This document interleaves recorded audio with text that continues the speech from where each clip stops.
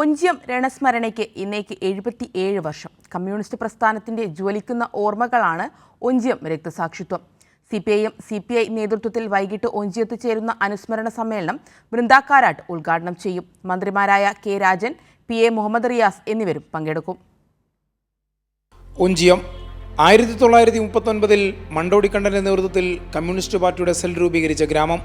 ഭക്ഷ്യക്ഷാമവും വിലക്കയറ്റവും ജനജീവിതത്തെ വേട്ടയാടിയിരുന്ന 40കളിൽ communist party പ്രവർത്തകർ ജനങ്ങളെ സമരസജ്ജരാക്കി.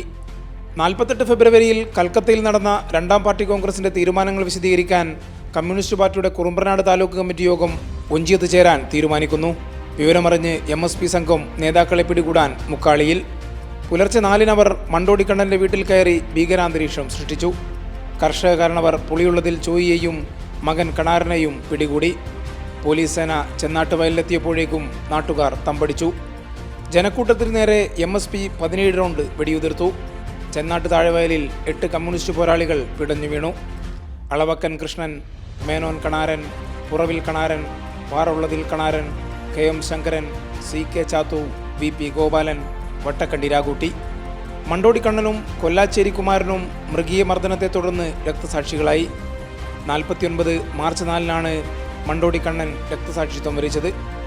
ലോക്കപ്പ് മുറിയിൽ ക്രൂരമർദ്ദനമേറ്റ് സ്വന്തം ശരീരത്തിൽ നിന്ന് ഒലിച്ചിറങ്ങിയ രക്തത്തിൽ കൈമുക്കി അരിവാൾ ചുറ്റിക വരച്ച വിപ്ലവധീരതയുടെ പര്യായമാണ് മണ്ടോടിക്കണ്ണൻ. 1948 കലുഷിതമായ രാഷ്ട്രീയ സാഹചര്യത്തിൽ കോൺഗ്രസ് ഭരണകൂടം നടത്തിയ ഭീകരമായ കമ്മ്യൂണിസ്റ്റ് വേട്ടയെ പ്രതിരോധിച്ചവരാണ് ഒഞ്ചിയം രക്തസാക്ഷികൾ.